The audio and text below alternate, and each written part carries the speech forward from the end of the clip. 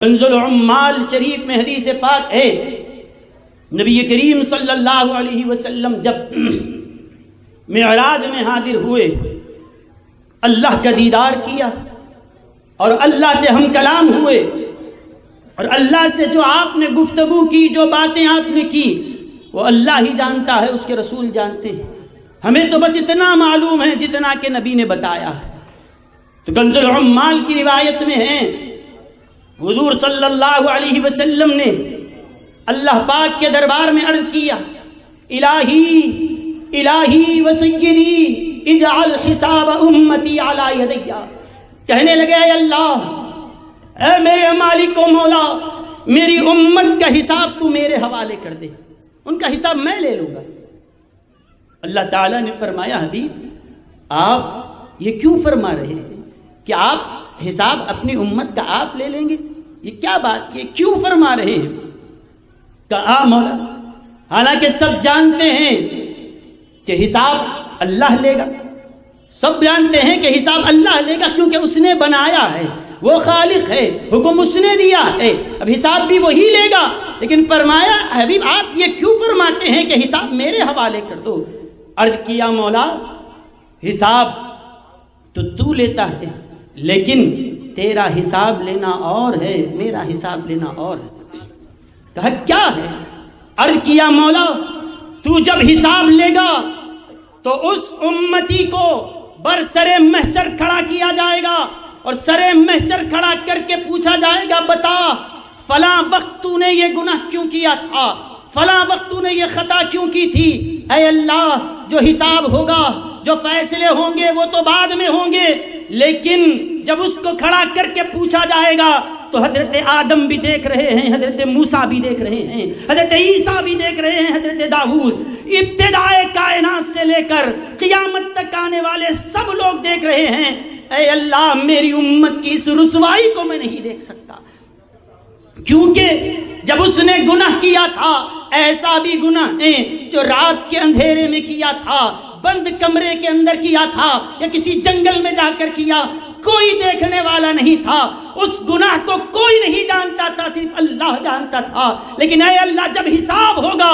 سب کو پتا چلے گا کہ یہی وہ ہے جس نے فلاں وقت گناہ کیا تھا، یہی وہ قاتل ہے، یہی وہ چور ہے، یہی وہ رہزن ہے۔ ایک ایک گناہ، ایک ایک عیب کھلتا ہوا آئے گا۔ لیکن اے اللہ، میری رحمت اس بات کا کو گوارا نہیں کرتی کہ میرے امتی کو کھڑا کر کے اس کی زندگی کے عیبوں کو کھولا جائے اور ساری دنیا کے سامنے وہ رسوا ہو جائے۔ اے اللہ، ایسا نہ فرما، ان کی رسوائی، میری امت کو اس رسوائی سے بچا لے، میں یہی چاہتا ہوں۔ آپ بتائیں، اگر اس مجمع میں کسی ایک شخص کو اٹھا کر کہا جائے کہ تو نے فلاں وقت جھوٹ کہا تھا، وہ کہے گا کہ آپ مجھے یہ تو کہہ رہے ہیں، اگر اکیلے میں لے جا کر کہہ دیتے تو بات الگ ہوتی، پوری محفل کے سامنے آپ نے مجھے رسوا کر دیا، بے عزت ہو گئے۔ ارے 100 200 1000 2000 کے مجمع میں اگر رسوائی ہو تو ہم ذلت کو برداشت نہ کریں۔ کروڑوں انسانوں کے درمیان، اپنے بھی ہو، پرائے بھی، دوست بھی، دشمن بھی، انبیاء بھی، رسول بھی، ساری امتیں ہیں، خاندان والے، قبیلے والے سب ہیں، اور ایک ایک عیب کھل کر آئے تو بتاؤ کیسی وہ رسوائی ہوگی، وہ کیسی بے عزتی ہوگی؟ ذرا اپنے سینے پر ہاتھ رکھ کر اپنے آپ سے سوال کرو، کیا کسی شفیق باپ نے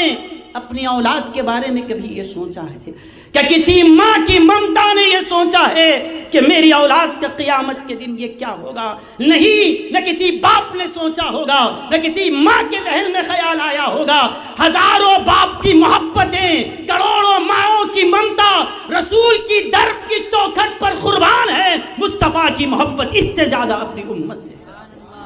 کوئی جہاں پر فکر نہ کرے کہ جن کا بھری دنیا میں کوئی نہیں سہارا، ان کو بھی میرے آقا سینے سے لگاتے ہیں، ان کو بھی میرے آقا سینے سے لگاتے ہیں۔ فرمایا، اے اللہ، میری امت کی اس رسوائی کو میں نہیں دیکھ سکتا، اس امت کو رسوائی سے بچا لے۔ اور کہنے لگے، اے باری تعالی، اب اگر ہماری یہ تو اللہ کا کرم ہے کہ ہمارے گناہوں پر اس نے پردے ڈال کر رکھے، ورنہ ہم نے رات کے اندھیروں میں جو گناہ کیے، تنہائیوں میں ہماری زندگیاں کیا تھی، آج سب کے سامنے تو اچھا جبہ دستار پہن کر،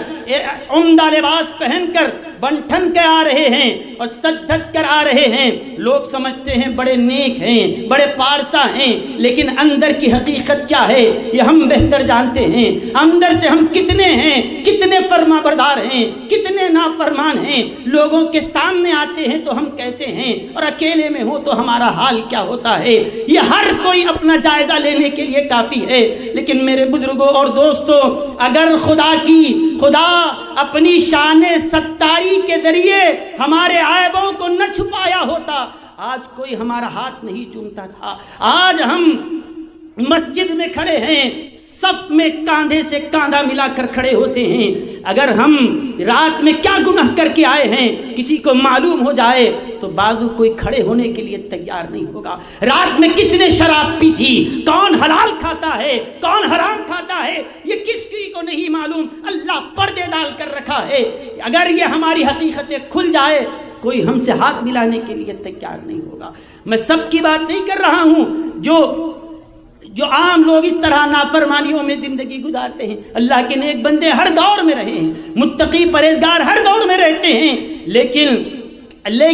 ہماری اکثریت ایسی ہے، ہم لوگوں کے سامنے آتے ہیں، ہمارا ظاہر کچھ اور ہوتا ہے، باطن کچھ اور ہوتا ہے۔ اکیلے میں ہوں تو اندر کتنے نوجوان ہیں کہ ان کے فونوں میں رات تمام وہ کیسے گندے مناظر دیکھتے ہوئے اپنی راتیں گزارتے ہیں، صبح ہوتی ہے نہ مسجد میں بھی نظر آتے ہیں اور راتوں میں یہ گندے مناظر دیکھنے والے بھی ہیں، صبح ہوتے ہی ٹوپی لگا کر بھی باہر نکلتے ہیں، راتوں میں یہ گناہ کرنے والے بھی ہیں۔ یہ تو خدا کا کرم ہے کہ ہمارے عیبوں پر پردوں پر پردے ڈالتا جا رہا ہے، گناہوں کو وہ ظاہر نہیں کرتا۔ میرے نبی نے کہا، اے اللہ، جیسے تو نے دنیا میں اپنی شان ستاری سے میری امت کے گناہوں کو چھپایا تھا، دنیا میں تیری شان ستاری نے گناہوں کو چھپایا تھا، آخرت میں ان کے نبی کی کملی کے اندر میں ان کو چھپا دوں گا۔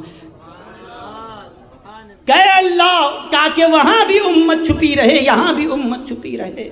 ان کے عیب کھلنے نہ پائے۔ اللہ تعالیٰ نے ارشاد فرمایا، حبیب آپ اتنی محبت کرتے ہیں اپنی امت سے، اتنی چاہت، ابھی تو قیامت ہوئی نہیں، ابھی میدان محشر بپا ہوا نہیں، ابھی حساب و کتاب ہوا نہیں، یہ سب ابھی کئی سالوں کے بعد یہ ہونے والا ہے، ابھی کچھ ہوا نہیں، ابھی سے آپ اپنی امت کی فکر کرتے ہیں۔ ابھی وہ کون ہے، وہ کیا ہے، کتنا گناہگار ہے، یہ سب رہنے دو، مصطفیٰ آپ پیارے ہیں، امت آپ کی پیاری ہے، تو سن لو پیارے کا پیارا بھی پیارا ہوتا ہے۔ امت اگر آپ ہمارے پیارے ہیں اور امت آپ کی پیاری ہے، آپ کی خاطر آپ کی امت کے لیے سب کے لیے قانون الگ تھا، نظام الگ تھا، حبیب آپ کی امت کے لیے ہم قانون ہی الگ بناتے ہیں۔